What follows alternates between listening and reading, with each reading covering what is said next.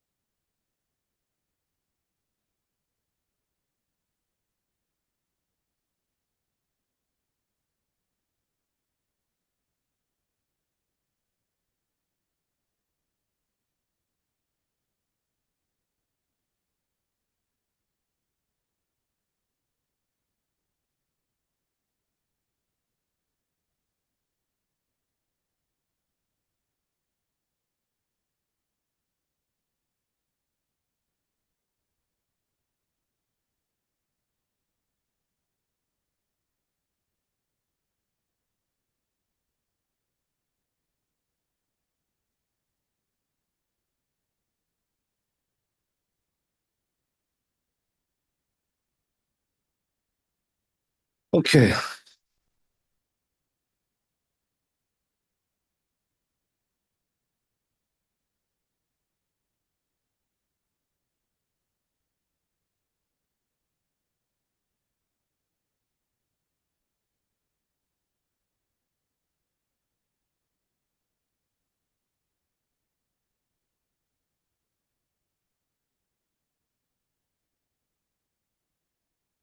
Okay, so we're going to bet here, it seems. It says here that Katav Rambam, says the Rambam, Yom Tov.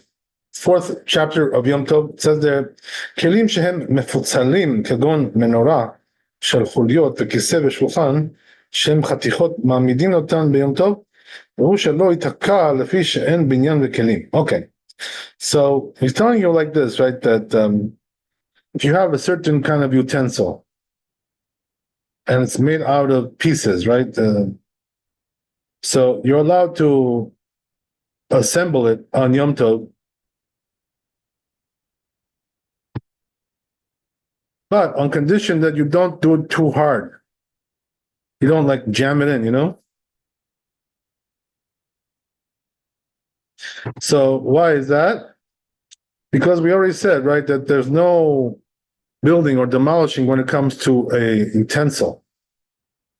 So therefore, as long as you don't do it too hard, it's allowed to do it on Yom Tov.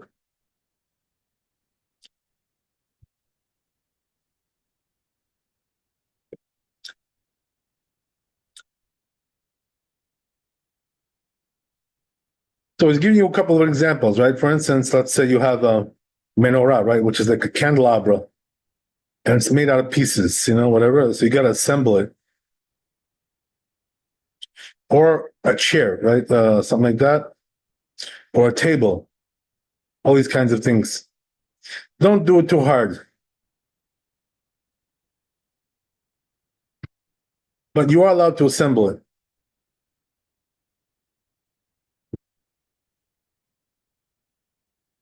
I remember, when we used to, in Israel, we, there's a lot of, there's a lot of dust over there in the air, So because of that, the floors are always getting dusty. And so you constantly have to sweep the floor, like, to get rid of the dust. So the interesting thing is, that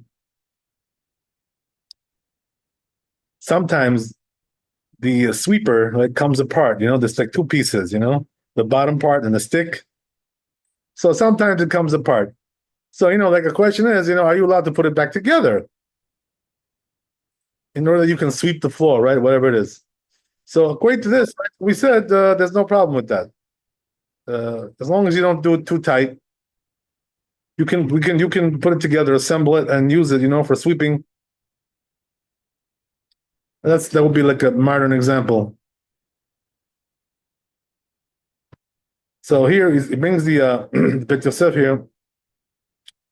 כתב רמב"ם, it says רמב"ם עליו משנה פרק יום טוב, comments on the Rambam, שחל בית שמאי אומרים, אין זוקפין את המנורה ביום טוב. So Bet Shammai doesn't allow this, right, in the Talmud. Bet Hillel matirin, right? Bet Hillel does allow. Af le'achazir, even to assemble it. ואמרו בגמרא, they said in Gemara, דרך בית עמוד א', מנורה של חוליות עסקינן. We're talking about, as we said, right, a candelabra, which is made out of pieces.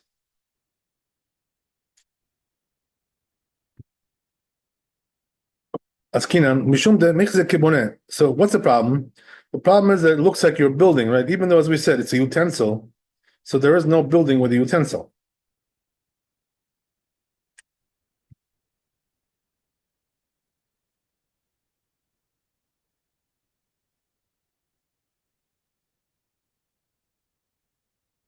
So,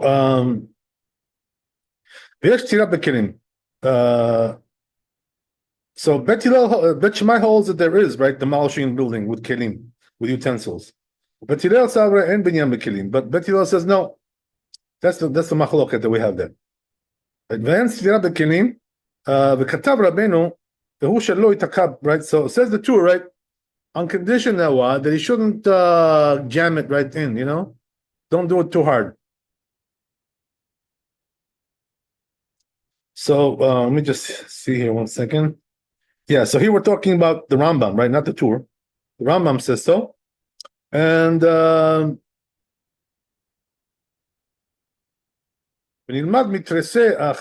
he says you learn this from those doors of the stores, you know, we talked about last week, right?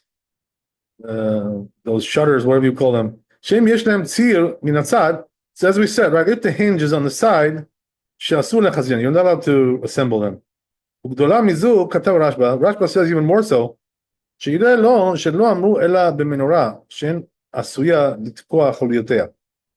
Rashba says, right, they only said this regarding a candelabra, where you don't really jam in, you know, like hard. You don't jam hard those pieces together. But it's when it's something which is jammed together hard, right? So you're not allowed to put it together. Then midat Rabbeinu. But it says from the Rambam, doesn't seem so, right? So it seems to be a machloket between the Rambam and the Rashba.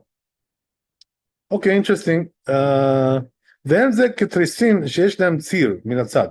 it doesn't resemble a case of the shutters, right? As we said, that we have on the side. So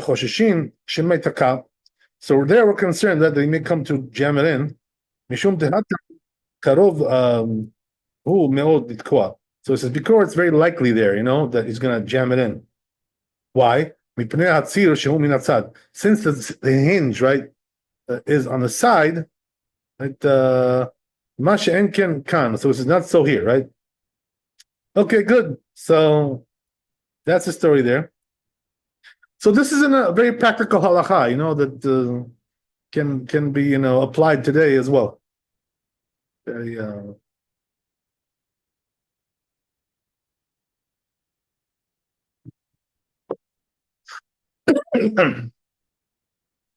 and also, right, you see from this that if we're talking about, you know, these kinds of chairs and tables that collapse, you know, so you are allowed to assemble them on, you know, on Shabbat and Yom Tov. There's really no problem with that. Collapsing chairs, collapsing this, collapsing that. They're all allowed to do. So, as we said, right, just don't do it too hard.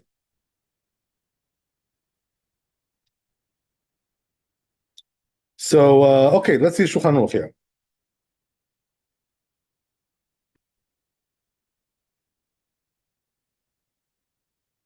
So, says Shulchan Aruch, kelim shem mefutzalim, right? So you have these, as you said, right, utensils that are, you know, like made from pieces. Kagon menorah shel chuliot, right? For instance, you have like a candelabra, right, which has, you know, right, these members, right, whatever these. So the kiseh shulchan, or you have a chair or a table. Shem chatichot, right, pieces. So ma'amidin otam b'yom tov, you're allowed to assemble them on Yom Tov. Vehu shelo itka, as long as it doesn't do too hard, right? So meaning what? That, you know, don't now all of a sudden, take out your hammer, start hammering it in, chow, chow. That's already too much. Right? But you could just do it with your hands, not too hard. Just do it strong enough that it's not going to fall down, right? It's not going to collapse. But not too hard. If you do it like that, you're good.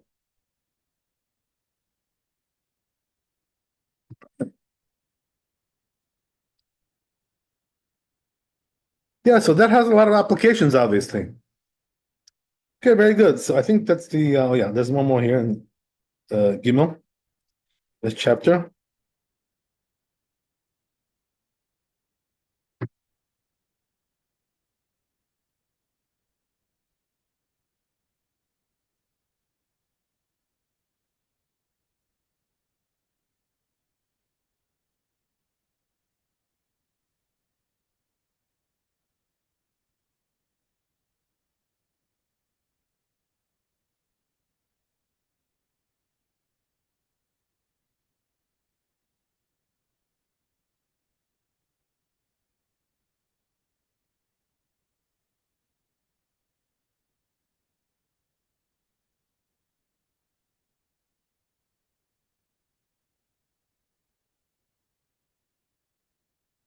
Right. So it says here, let's look inside the tour.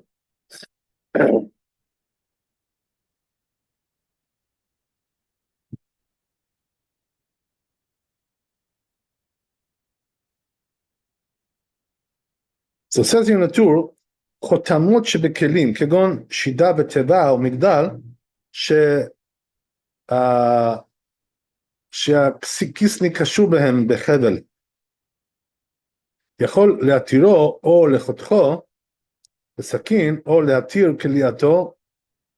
So what is he talking about here, right? You have a utensil. So he gives you some examples, right?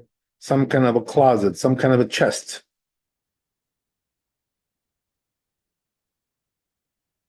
And they have, like some kind of a thing where you close it up with a rope. So what he's telling you is right that so we're talking about the cover, so this closed with some kind of a rope or something, whatever. So you're allowed to open and close that on Shabbat and Yom Tov. That's the idea.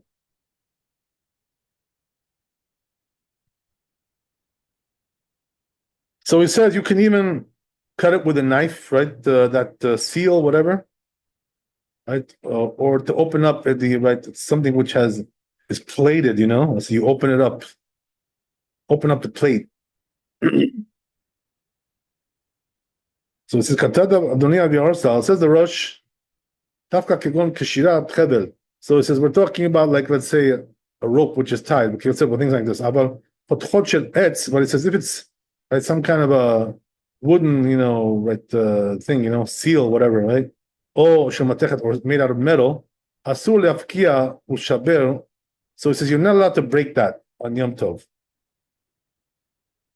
To unravel it, right? Open it up, whatever, right? The Kli Nami Shaykh Binyan Sirag Gemura Sefer HaMitzvot. So it says because even with a Kli, with a utensil, there is demolishing in the building. Okay.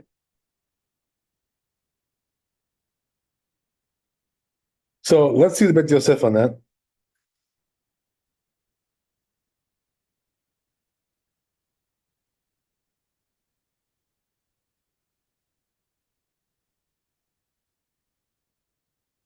So it says Bet Yosef, he brings a source for this, right? Which is Hamevi Kadayain, right? Where is that? Lamed Aleph Amud Bet in Betzah.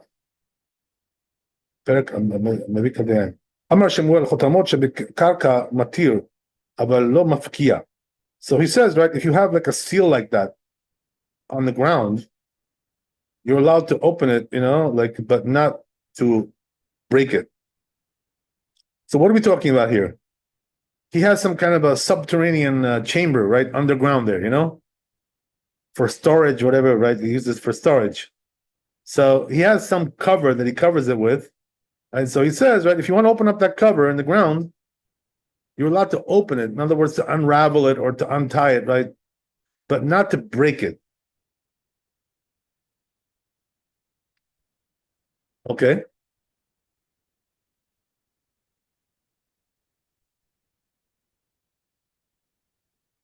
So then he says, "Velo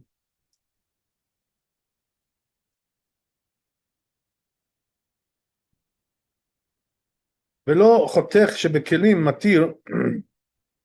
Right. So also he says, don't cut it either.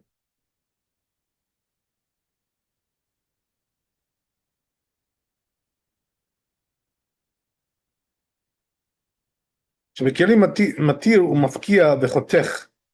Right. So he says, when it comes to utensils, you can open it. And even to break it, right, or unravel it, whatever it is, right, all these kinds of things. Cut it. So then why don't we allow here? Because here we're talking about it's in the ground, it's not a utensil really. It's attached to the ground. So it's more severe.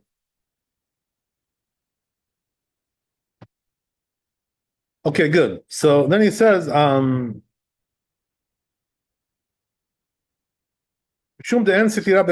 Because there is no demolishing when it comes to utensils. So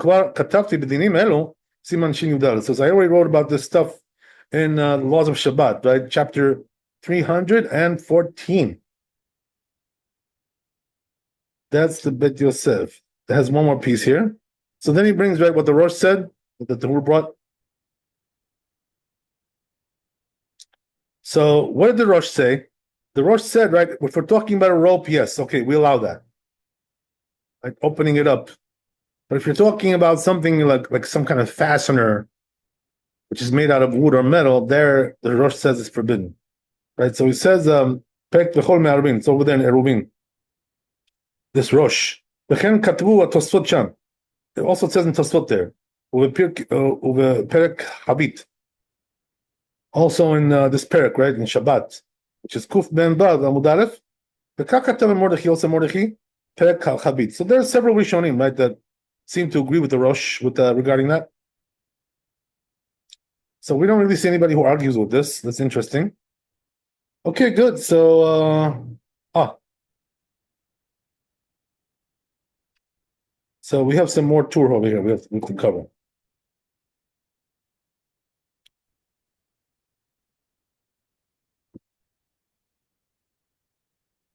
So it says here the tour.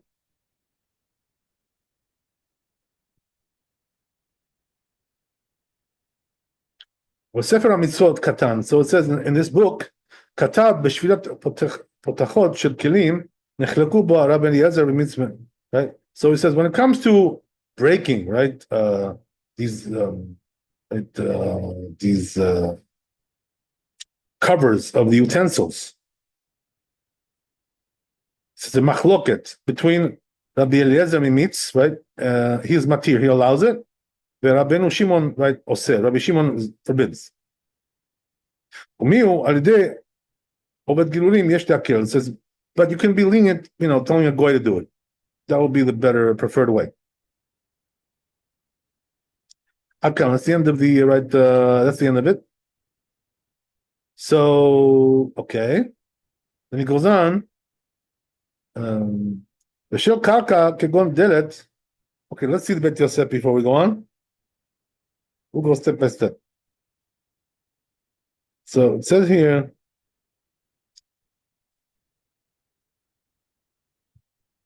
he brings more sources for this. Also says in the Samag, same thing. And he didn't write the name of Samak.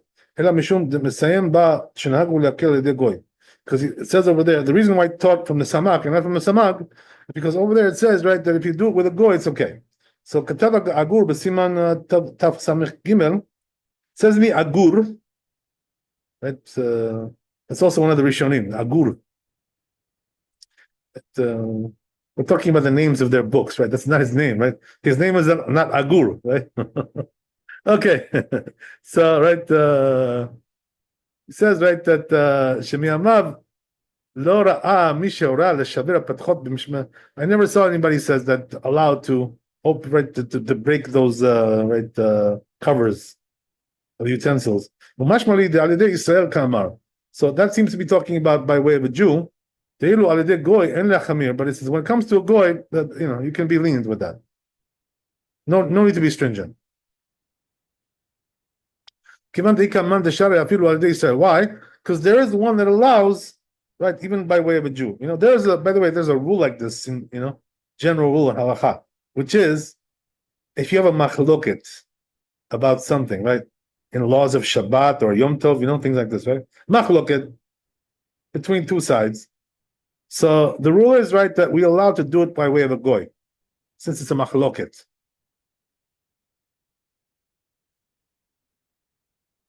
There is a general rule like that, floating around somewhere.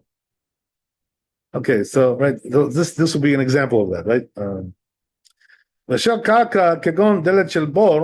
So it says also if it's in the ground, right? For instance, you have like the cover, the doorway, right, of the pit, and it's tied with a rope. So it says too, right? You can open that. So let's see inside the tour. There's some more things there. It says the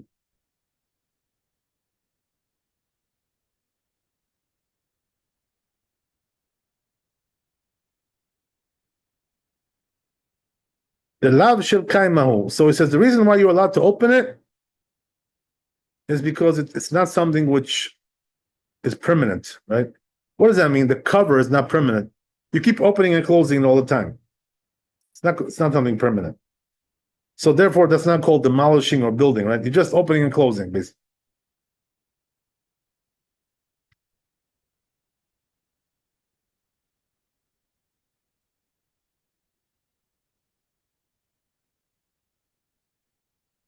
I remember one time, somebody asked a rabbi in Israel, he said, "Are you allowed to open the septic tank of the, in the bathroom on Shabbat?" So he used the same logic, as we see over here. He told him like this: if it's something which is opened, like frequently opened and closed, so then you can open it on Shabbat and close it. But otherwise, it will be forbidden. Okay, now here comes a trick question. You ready? I love tricking you guys. Okay, so right, the question is regarding that issue that I just mentioned. Why don't we say it's a utensil? So you're allowed to open it. We said, right, when it comes to utensils, it's okay. So why don't we say that about the septic tank?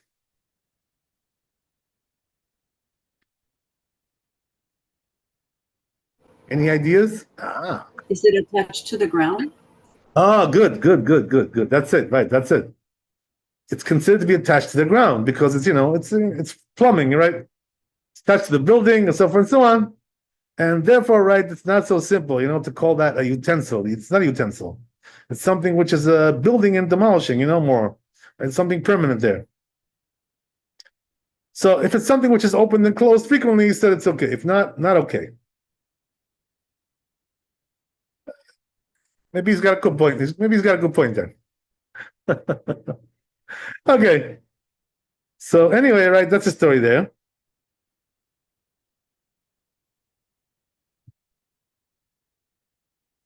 So okay, let's go on. So he says,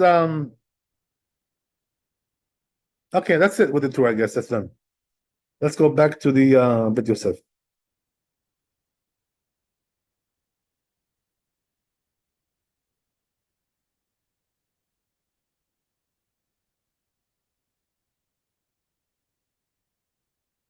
So says Bet Yosef, right, regarding something which is in the ground, as we said, right? Memra de Shmuel, right, in the Gemara, is Kartia Besamuk, I already mentioned it. Perish Rashi Matir, right? So Rashi explains, right, that he allows this at a kesher, the ha lav kesher shel kaimahu. So it's the reason why you allow you to open the rope over there is because it's not permanent, as we said, right? Share le'atir tamid hu asui, because it's made to be opening it and closing it all the time, because people, they're using it for storage. So it's constantly open and closed. It's like a closet, outdoor closet. Something like that. So, okay.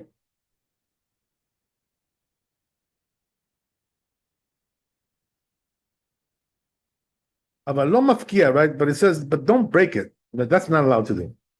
Right? What does that mean? Don't break the rope, he says, listor avot kedilato. So don't cut the rope or break it, right? You can just unravel it, right? Open up the knot. Velo chotech, right? So, right? Don't cut it, as we said. So he says, if you cut it, right, you are demolishing, right? Because you're talking here about a structure which is in the ground. It's not a utensil here. Im mutar litfor meliatot, right? Meliatot b'yom tov, katavti b'samuch. So therefore, right, there would be a difference between, like a depending on let's say you have like a closet, right? So there's different types of closets, right? There's like closets which are like in the wall, right? So those are like a part of the structure of the house. You know what I mean? And then you have, like a closet which is not attached to the ground, just a piece of furniture basically, right? So that would make a difference, right? Regarding what we're just saying. But anyway, right, our closets are okay to open and close. Why? Because it's just a door, So that door is made to open and close all the time. That's not a problem.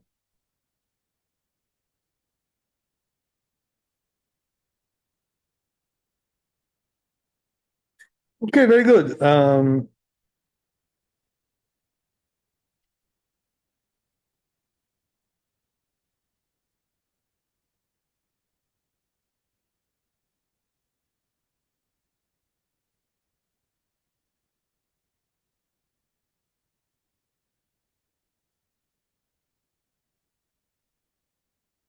So it goes on here, right? אם מותר לתפור מולייתות ביום טוב, כתבתי בסימן תק"ט, ושם כתבתי שמותר לחתוך אגד, גדיים ועופות מקולסים וחוטים תפורים, right? So he says here that in the laws of Shabbat, right, he talked about this issue, which is what?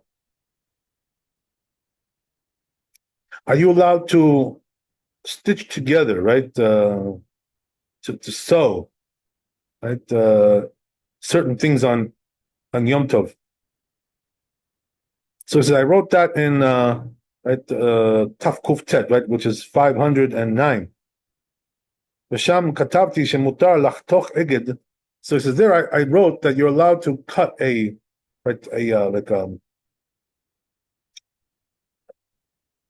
bundle, right? You have a bundle there of what? Second.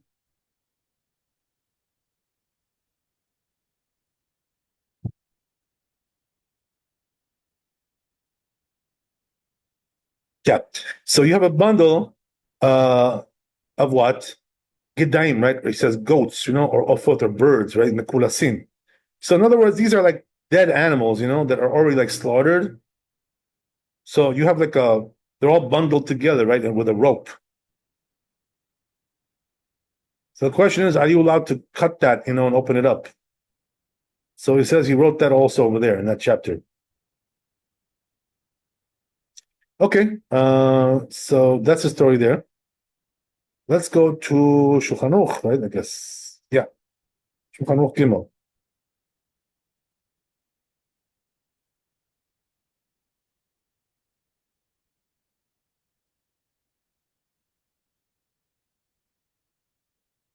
All right, so it says here Shulchan Aruch, להתיר ולהפקיע ולחתוך חותמות שבכלים שבקרקע ולשבר פותחות כדינם בשבת, כך דינם ביום טוב. So he says, right, same rules apply to Shabbat as they do in Yom Tov when it comes to this.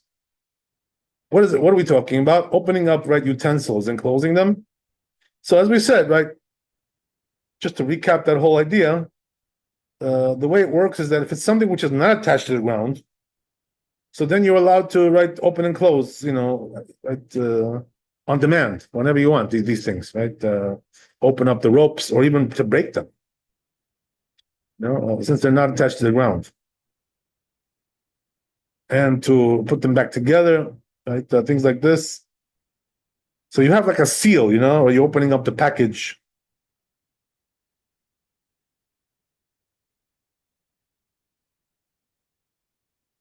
So all the more so, right? You learn from here. Let's say, you get some kind of a shipment, right? From Amazon, comes, right? Let's say, it came on Shabbat, right? We talked about this before a little bit. So are you allowed to open it up and use it, right? Let's say something which is usable on Shabbat, let's say you ordered a book, whatever, right? So are you allowed to open it up and use it on Shabbat? So the answer is yes, if we call it, because even though you're ripping apart that that seal, but it's going into the garbage, so it's an act of destruction, basically. So it's even more lenient in this issue, right? Here. So there's no problem to open up the seal, to open up the box, rip it open, right? All that stuff. No issue with that. And people then don't let people tell you, well, you're tearing on tearing. Yeah, but not all tearing is forbidden. You have to know what kind of tearing it is. So don't learn one tearing from a different tearing, right? It's not all the same.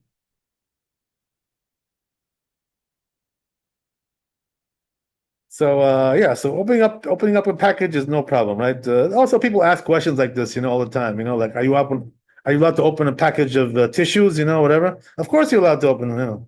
There's no problem with that, right? Or baby wipes, things like this, right? There's no issue to open up the packages like that. All the more so if there's food inside, right? For sure, there's no question whatsoever.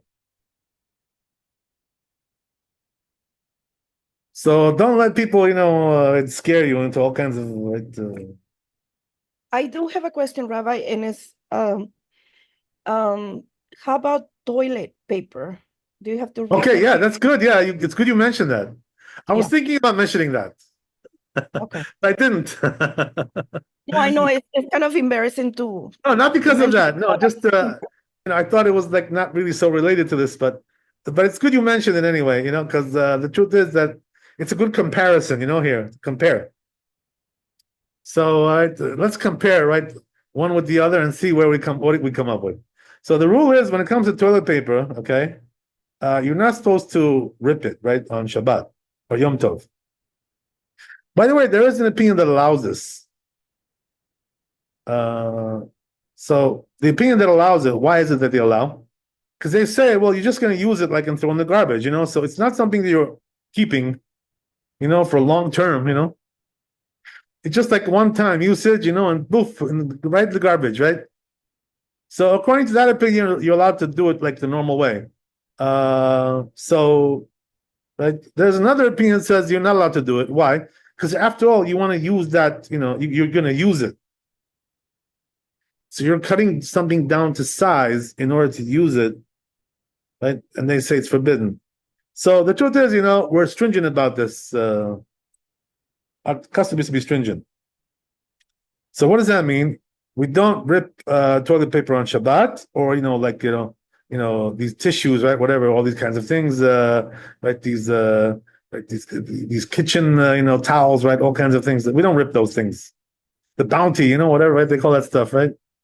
All those things, right? We don't rip that stuff. But since, right, we just said, right, there's a machloket about it. So the truth is that since there's a machloket, in a time of need, if you don't have anything else, so you can do it with a shinui. Why? Because doing it with a shinui is like telling a goy it's the same thing, pretty much, more or less, right? Some say it's even more lenient. So therefore, right, if you have no choice, right, you can do it with a shinui, right? How do you do shinui? Do it with your mouth, I don't know, God knows, whatever, right? Do it with your teeth. Something like that, right? Rabbi, so a box that has wrapping, it comes from Amazon, and it's a Torah that you're needing to open. So you can rip the paper. Yeah, there's no problem with that because you're throwing it away, right? You're not going to use that. You're not I ripping it to use it. You're ripping it to destroy it. Right? In other words, you just want to get what's inside there. Okay, it makes Therefore, there's no problem whatsoever, right? And don't let people tell you, oh no, you're not allowed to rip. Yeah, you better learn the halachot first before you tell people. Do me a favor. Thank you. Okay. God bless, right? So okay, that's the way it is, right? So if you don't have any tissues, as we said, right, do it with a shinui. Something like that, right? By the way, doing it with your left hand is not called a shinui in this matter. So don't that's not the way to do it. The only thing which is a shinui with your left hand is when it comes to writing. If you're right-handed and you write with your left hand, that's a shinui. But ripping toilet paper with the left hand is not called a shinui.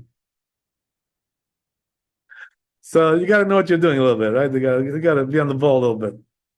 Okay, so that's the story there, right? So I didn't realize people still use toilet paper. Well, I'm afraid to ask you what you're using. Well, we have those modern. Got the fancy bidet. The bidet. Yeah. Oh, you mean those things? Those things. Yeah, the Japanese have done away with toilet paper. Yeah, they have those. They have those in Israel. Yeah. Never got used to it. I don't know. It's not never. I never acquired that technique. Whatever. Okay, whatever it is, right? It's all good. But sometimes people use it for other purposes. To wipe their nose, whatever, right? So, whatever, yeah, all kinds of things, right? A really quick question. So you say it will not be shinui if you're using your left hand, but for writing, it's allowed to write with your left hand? Right. I didn't say it was allowed, but it's called a shinui. Right. So what that means is that it won't be prohibited from the Torah. It will be prohibited from the rabbis. So it brings the prohibition down one step.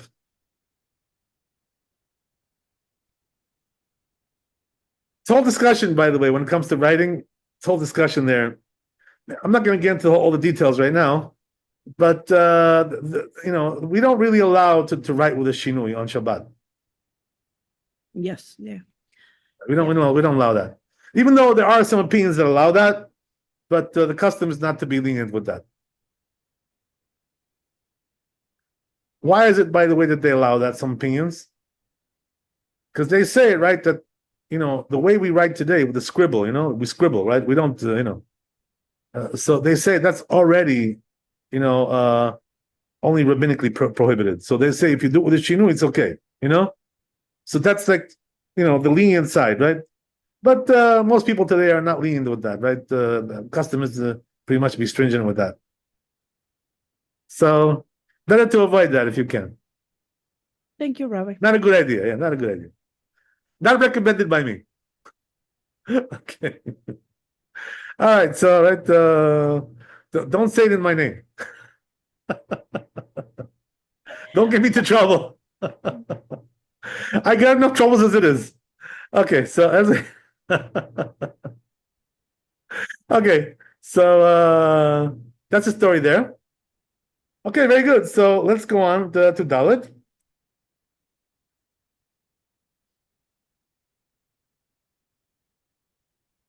So good. Let's go back to the to Bet Yosef.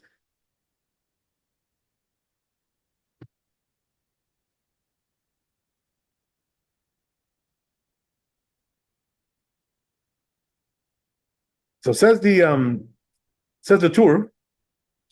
מותר לקטום קש או תבן לחצוץ בו שיניו אפילו בסכין אבל כיסם שאינו אוכל בהמה אפילו לתלו בלא כתימה לחצוץ בו שיניו אסור. Oh, so this is interesting, right? It's actually very related to what you just asked me about the toilet paper. Very related to that. Next halacha, right? So what does it say here? It says that what about if you want to take a piece of straw, right, or some stubble, right, whatever you call that stuff, and you want to cut it, and use it as a toothpick. Are you allowed to do that?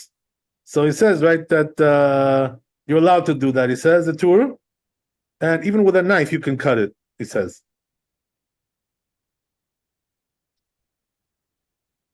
Okay, but he says using a twig though, right, which is like wood, which is not, animal fodder, right? So he says there you're not allowed to. Why? Because it's muktzeh, right? He says there's no use for that. Rabbi, this is still all rabbinical, right? I'm sorry because I missed some of your lectures, and so yeah. It's still rabbinical, right? These well, when we're going through these prohibitions, some of them are rabbinical, some of them are from the Torah. If you listen carefully, we go through all the the issues. If you didn't hear everything, what I recommend you should hear it again. After I post it, and then you can get all the details, because we do go through all those things. We go through it. So no, but I mean, sometimes you may neglect, and I don't blame you for it. So this issue, right? This issue here of the toothpick, right? Is definitely from the rabbis, and we'll see, right, what the issue is here. Let's see the Bet Yosef. Right. So good. And by the way, the fact that it's from the rabbis doesn't make it permitted. I knew you were going to say that. No, so don't try to play that game. No, right? I'm not trying to. It's just you have to admit because it says in the Talmud, that whoever transgresses rabbinical prohibitions is liable to death. Well, so you got to watch out for that. Okay, so why then? I know I brought this up before. I don't know if I brought it up in front of the girls, but many times since I know you and you became observant. Remember when we started shaving, and I used to shave with a razor, and one of the ways you tried to get me to stop was, I remember you specifically telling me once, David, by the way, I know how you feel about the rabbinical, the difference between rabbinical and Torah laws, and I just want you to know that the shaving part, the blade on your face, in other words, from the neck up, is not rabbinical. It's it's stated right in the for Torah. Sure. Yeah. Sure. So I'm assuming even you feel that there's a difference. Well, there are some differences, right? What are the basic differences between something which is from the rabbis and from the Torah? If it's from the Torah, right, then even in cases of doubt, you have to be stringent. But when it comes to something from the rabbis, if it's a doubt, you can be lenient, But if it's something for sure, there's no room to be lenient there, you know what I mean? Yeah.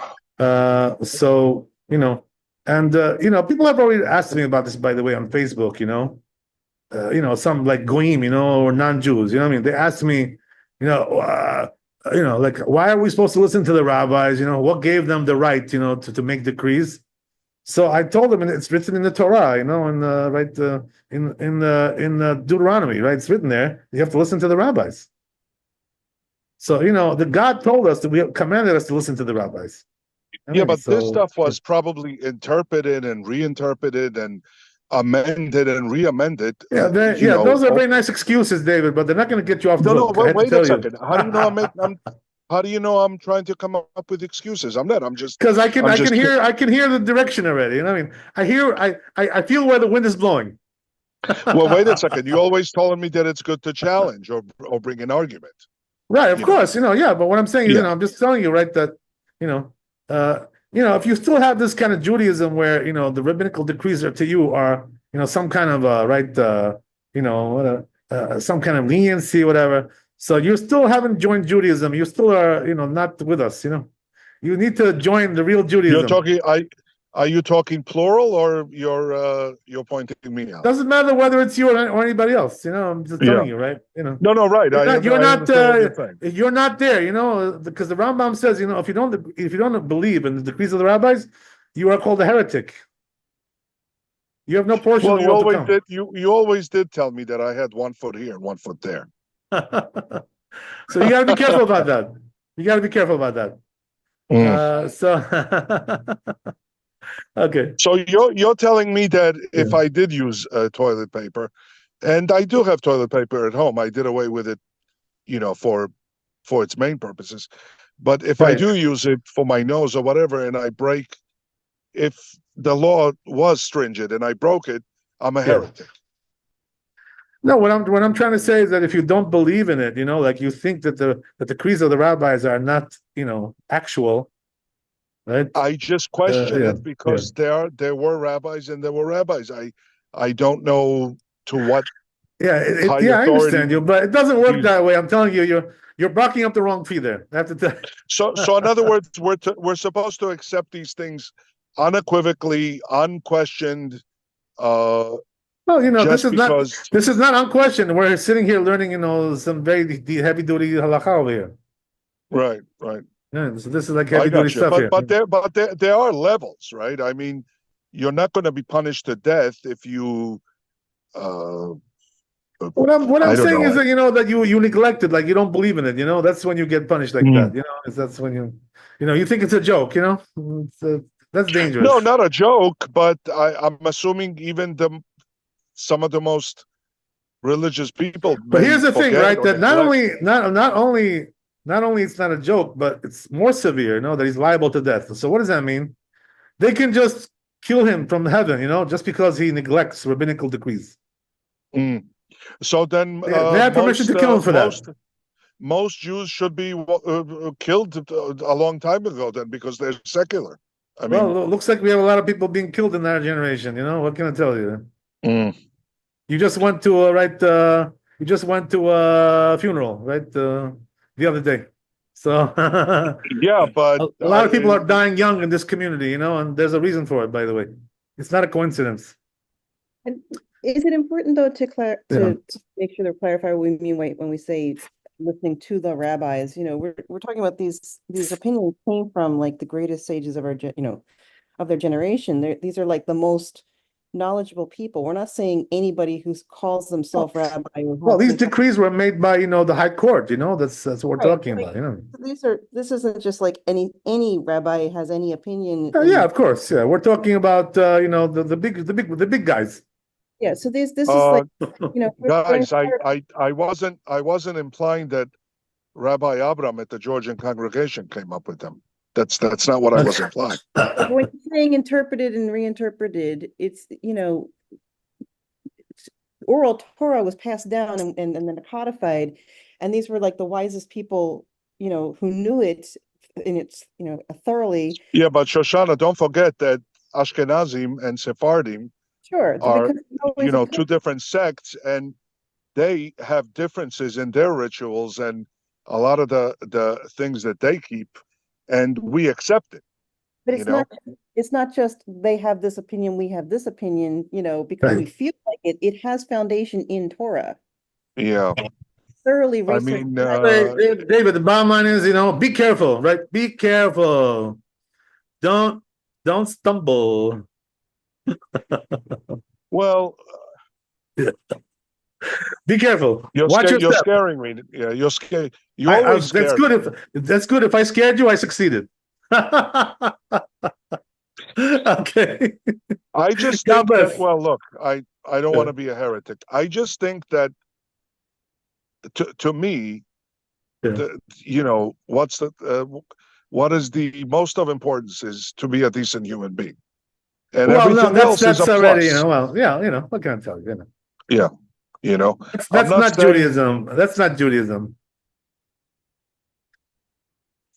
Being a decent human being is being a goy. That's not a Jew. Anyway, right? Getting back to where we were. Anyway, getting back to where we were, right? Okay, you got the point. You get the point. I got the point a long time ago. Okay. Okay.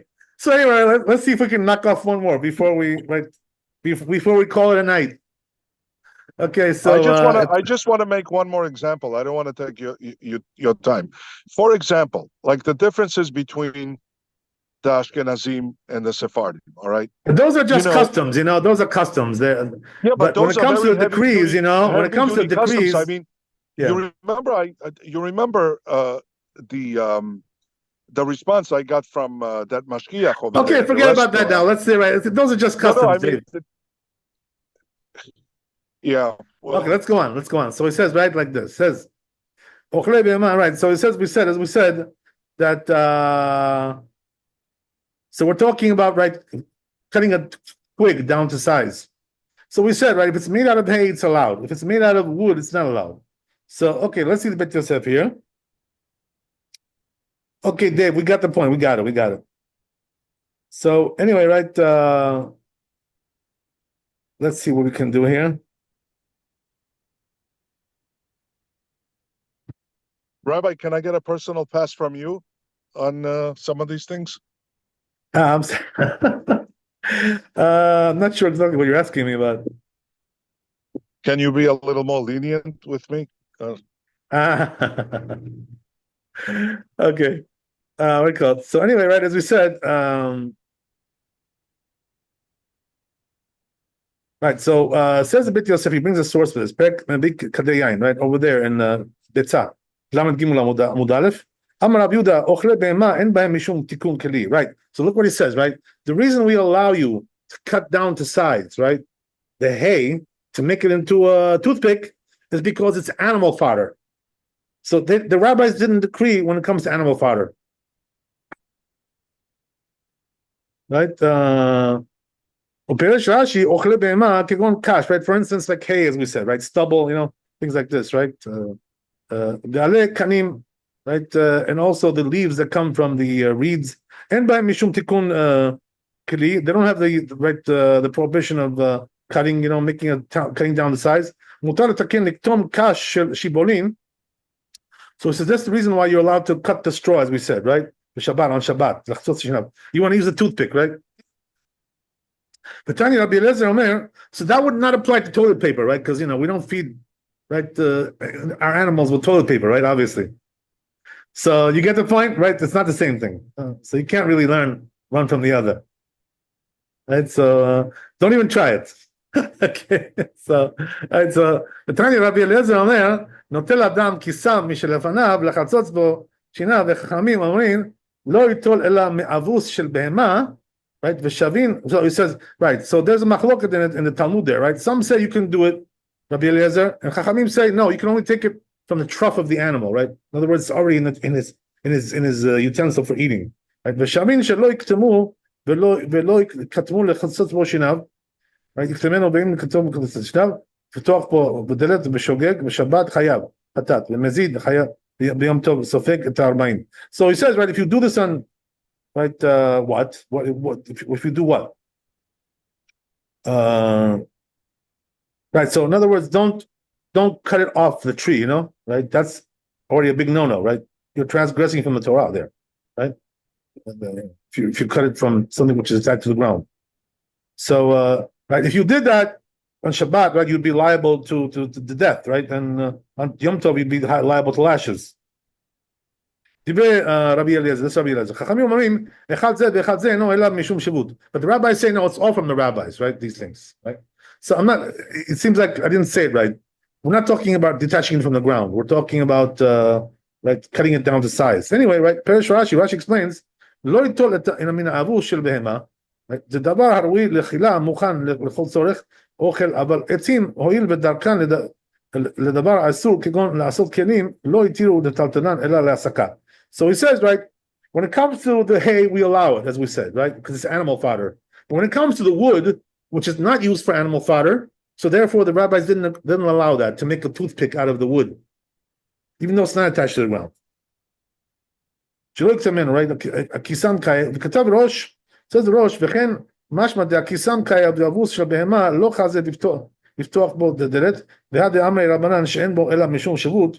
כשכתמו בידו, דהווה כלאחר יד, בסכין עמי לא מחייב, כיוון דעביד לחצות שיניו, לפתוח בו את הדלת, נוסף משמע דקאי האבוס של בהמה, ולפום גמרא עדידן, ושבין על כל קאי הכיסם, גם ברבנן דבכיסם, לחצות בו שיניו, איקה חיוב חטאת, בכלי ושבות ביד, right, so the rabbis, right, say here, they hold that if you do it with a knife, right, which is like a utensil, there it's like even from the Torah, the prohibition.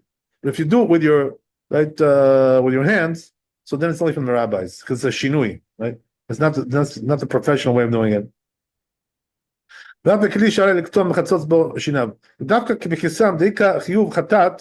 So that's only regarding, as we said, the wood, right, where there's a prohibition there from the Torah. If you do it with a utensil, with a knife. So then we make also decree regarding if you do it with your hands, right? The rabbis decreed on that. But it says when it comes to the straw, we don't decree there, because even if you do it right with a utensil, it's still not from the Torah. Right?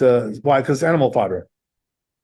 לפי שהתוספות תצטט משמע, רבנן עשה באבוס של בהמה לקטום בסכין בגמר דידן, עיקר, ואפילו בסכין מותר לחתוך מן האבוס של בהמה לחצוץ בו שיניו. So he says, right, the conclusion is, this rabbi, who was this rabbi? Let me just make sure we got it straight. So this was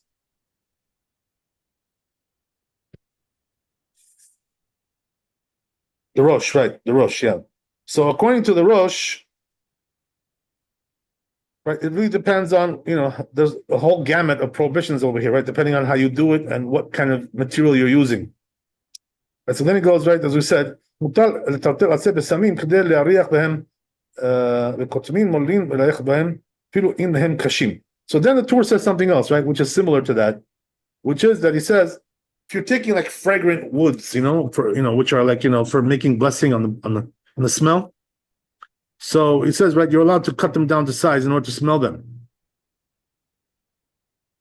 even if it's like hardwood, right? So it says, "Bet Yosef, gam ze sham plukta de Rabbanan." He says it's a machloket there in Talmud between the rabbis, Rabbi Eliezer, v'alacha k'Rabbanan the Sharei, and the halacha is like the rabbis who allow that.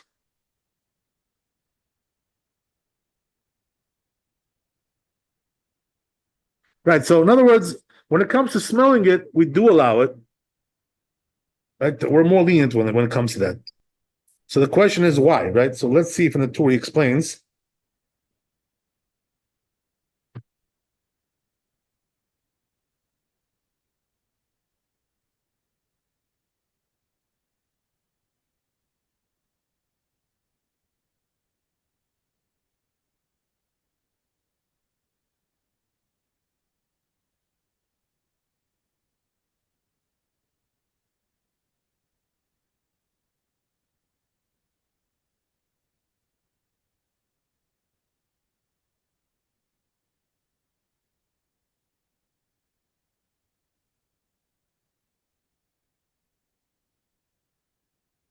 Okay, I'm not really sure. It doesn't explain it here, but let's see if the Shulchan Aruch they explain it, and we'll finish it off there. I don't want to keep you here forever, so let's do that.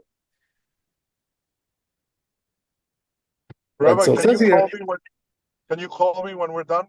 No problem, Dave.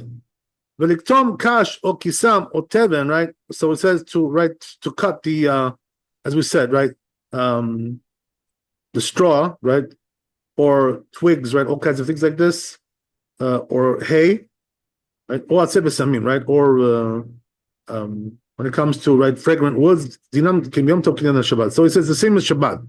So in other words, right, as we said, right, that if it's made out of hay, you are allowed to cut it down to size, to use it as a toothpick. Why is that? Because it's animal fodder. So the rabbis didn't decree on that. So that seems to be allowed, even with a knife. No problem, right? But when it comes to wood, there we don't allow that, right? And we said the reason is because wood is not animal fodder, so we don't allow it. And then, right, we said the third issue, which is the fragrant woods for smelling. to smell it, so there the rabbis did allow it, right? So probably, because they didn't decree when it comes to fragrant woods, the rabbis. Because it's a mitzvah to bless. Oh, there you go, right? I was just gonna say that. You took the words right out of my mouth. Exactly, right? I think she's a mind reader. So anyway, right, the whole thing is like this, right? That that's the whole point, right? On Shabbat, there is a mitzvah to make blessings on fragrant things, right? And Yom Tov is the same. So now, right, the $1 million question, right? Why is it a mitzvah to do that? If you guys have been listening to me for a while, you should know the answer to that question.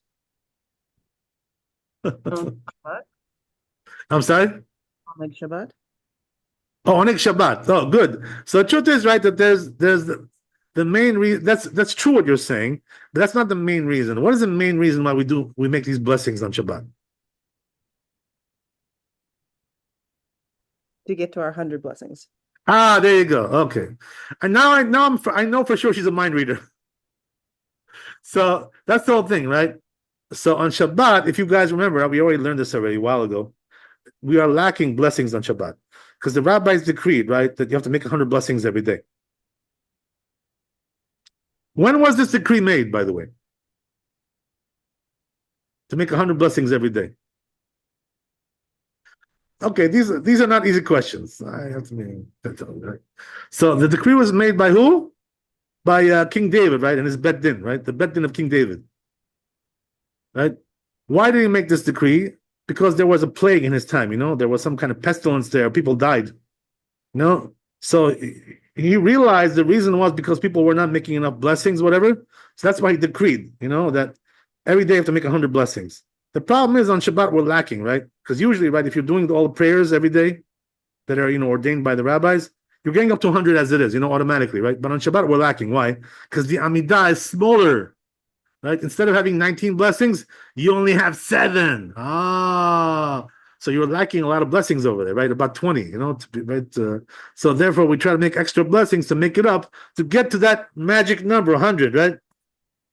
And that's why it's a mitzvah. So therefore, lichora, right? Apparently the rabbis didn't decree over here because of that.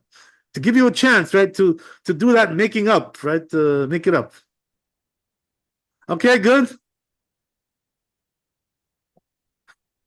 Okay, very good. So we'll stop there, Brother Hashem. Thanks for coming. Be blessed with wealth and health and happiness. Chazak u'baruch, Laila Tov. And we'll see you tomorrow, God willing. Thank you. All the best. God bless.